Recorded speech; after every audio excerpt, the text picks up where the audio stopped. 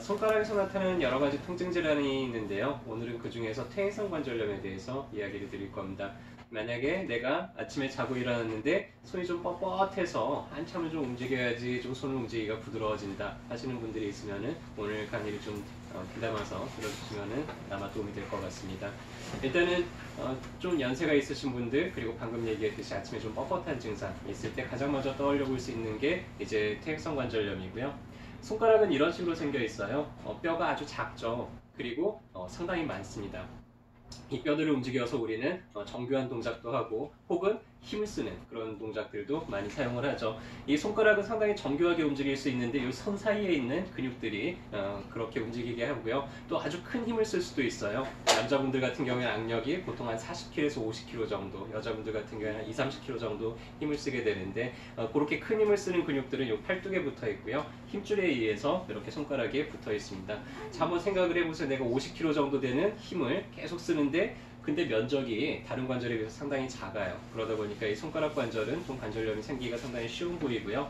일단은 초기에는 약간 붓고 이렇습니다. 해서 가만히 있으면 약간 붓고, 그리고 아침에 일어나 이제 이 부종 때문에 좀 뻣뻣해요. 근데 계속 움직이다가 이제 붓기가 빠지기 때문에 좀 괜찮아지고요. 계속 이제 그럼에도 불구하고 손을 사용하다 보면은 뼈끼리 자꾸 닳아요. 연골들이 좀 닳게 되고요. 그러면서 이제 통증도 좀 심해지고 이런 뻣뻣한 느낌도 좀 심해지죠. 그런데도 계속 사용을 하다 보면 이제 연골이 완전히 다 닳아버립니다. 그러면 이제 뼈끼리 부딪히기 시작을 하겠죠. 그러면은 골극이라 그래서 뼈 모서리가 이렇게 좀 튀어나오는 가시 모양으로 튀어나오게 되고요. 그러면 이런 것들이 주변에 있는 연부 조직들을 자꾸 자극을 하기 때문에 이제 좀 만성적인 염증 상태가 이제 계속 지속이 되기도 하죠. 그래서 그렇게까지 튀어나오기 전에 미리 좀 관리를 잘 해놓으면 좋은데 이 손가락 마디를 보면은 이런 식으로 이제 튀어나오게 되는데 이 끄트머리가 튀어나오는 거를 해버된 결절이라고 하고요. 가운데 마디가 튀어나오는 걸 보우차드 결절이라고 하는데 보통 퇴행성 관절염은 이 끝마디가 튀어나오는 경우들이 훨씬 많습니다. 근데 끝마디가 아니라 약간 나이가 젊은 여성분이 만약에 가운데 마디가 튀어나오는데 이게 열 손가락이 다 이렇게 붓고 뻣뻣하고 아침에 자고 있는데 한 30분 정도면 보통은 퇴행성 관절염은 풀려요. 근데 류마티스가 생기게 되면은 그때는 뭐 1시간이 지나도록 한 2시간이 지나도록 계속 뻣뻣한 느낌이 생길 수도 있고요. 그래서 퇴행성 관절하고 류마티스를 감별하는 포인트는 일단은 그렇게 다발적으로 여러 관절에 침범을 했느냐. 퇴행성 관절은 보통 한 마디, 두 마디 이렇게 아프다가 이제 점점 늘어나는 그런 경우가 많고 류마티스를 한꺼번에 이렇게 열 마디가 다 아프다든지 이런 식으로 통증이 나타나게 되는 경우들이 많습니다. 그래서 이게 자꾸 닳다 보면은 결국에는 마디가 이렇게 튕그러진다 그러죠. 뼈가 튀어나오면서 볼록하게 이제 붓게 되는데 이게 부은 게 아니라 뼈가 자라나는 거예요. 그래서 이 정도까지 가게 되면은 이제는 다시 원상복구하기가 매우 어렵기 때문에 초기부터 좀 관리를 잘해서 많이 이제 말기까지 가지 않도록 관리를 하는 게 좋겠죠. 일단은 진단은 이런 병력을 청취를 해보고요. 엑스레이를 통해서 진찰을 하게 되는데 초기에는 엑스레이 상에 그렇게 자세하게 표현이 되지는 않아요. 그래서 좀 진행이 많이 돼서 3기 정도 되면은 이런 손마디, 관절마디가 좀 이렇게 많이 닳아있죠. 울퉁불퉁해져 있고요. 그리고 뼈끼리 간격이 상당히 좀 좁아져 있습니다. 이런 걸 보고 이제 진단을 하게 되죠. 일단은 초기에는 영상학적인 것보다는 증상이 어떠냐가 이제 가장 중요하고요. 일단은 초기에는 퇴행성 관절염에는 좀 아침에 이렇게 뻣뻣한 느낌이 나는 거. 이게 이제 가장 특징적이에요. 한참 가만히 있다가 또 움직이려고 그러면 좀 뻣뻣한데 또 움직이다 보면 금방 풀려요. 퇴행성 관절염 같은 경우에는 한 30분 안에 그냥 그렇게 이제 다시 풀리게 되는데 아까 잠깐 설명했듯이 류마티스다 그러면 1시간, 2시간이 지나도록 계속 뻣뻣한 느낌이 지속될 수도 있습니다. 그리고 보통 끝마디가 이제 좀 이렇게 붓는 게 일반적이고요. 일단 관절에 염증이 생겼기 때문에 관절을 만져보면 아플까요? 안 아플까요? 아프겠죠. 근데 어디 한 방향만 아프고 다른 방향은 괜찮은 게 아니라 관절염이 생기면 그 관절 삥 둘러서 모든 데에서 눌러보면 다 아파요. 그게 이제 관절염의 특징이고요. 약간 아침에는 이제 붓는 경향들이 생기게 되고 그리고 퇴행화가 많이 진행이 될수록 움직임이 좀 떨어지게 돼요. 그래서 손가락 한두 마디 정도가 다른 손가락에서 좀 덜 구부러진다든지 아니면 완전히 좀 덜 펴진다든지 하는 그런 특징들이 이제 퇴행성 관절염의 특징이고요. 이런 임상적인 증상을 보고 이제 주로는 진찰을 하게 됩니다. 결국에는 손을 많이 사용하는 분들한테 잘 생겨요.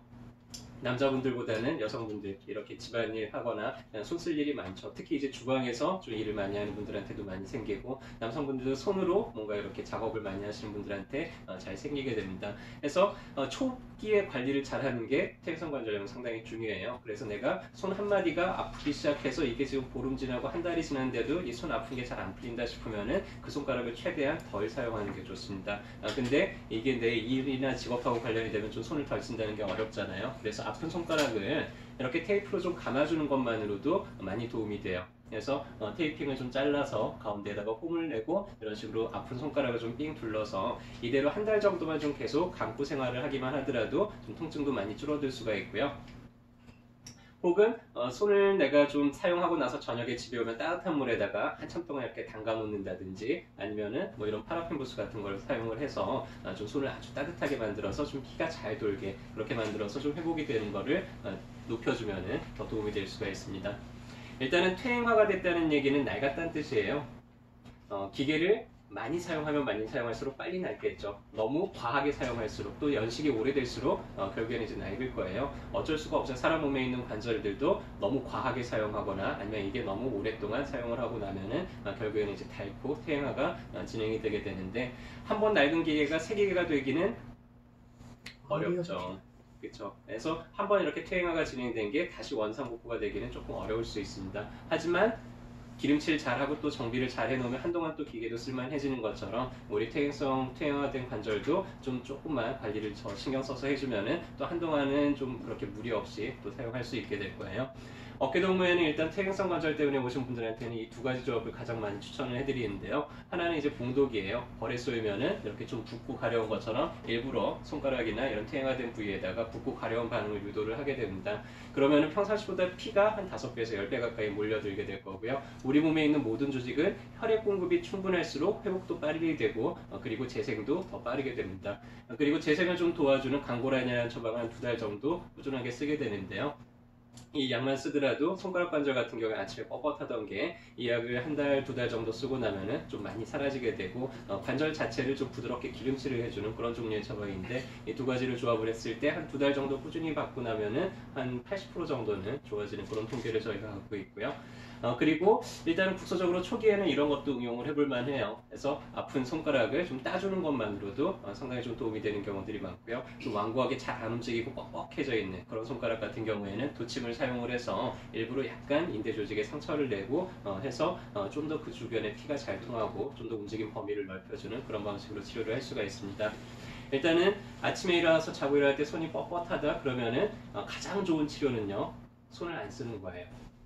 근데 내가 손을 안 쓸 수가 없다 그러면 관리를 잘 해주시고 일하고 난 그날 저녁에는 좀 손도 따뜻하게 해주고 평상시에 손가락 사이를 좀 이렇게 스트레칭도 해주면서 좀 순환이 원활하게 되도록 관리를 잘 해주시고요. 그럼에도 불구하고 손가락이 계속 아프다 싶으면은 치료는 어디 가서 받는 게 좋을까요? 어깨동무원이요.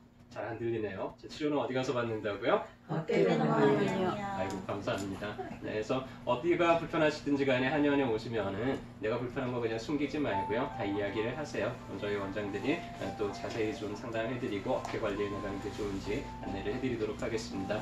저희가 날마다 알려드리는 이런 내용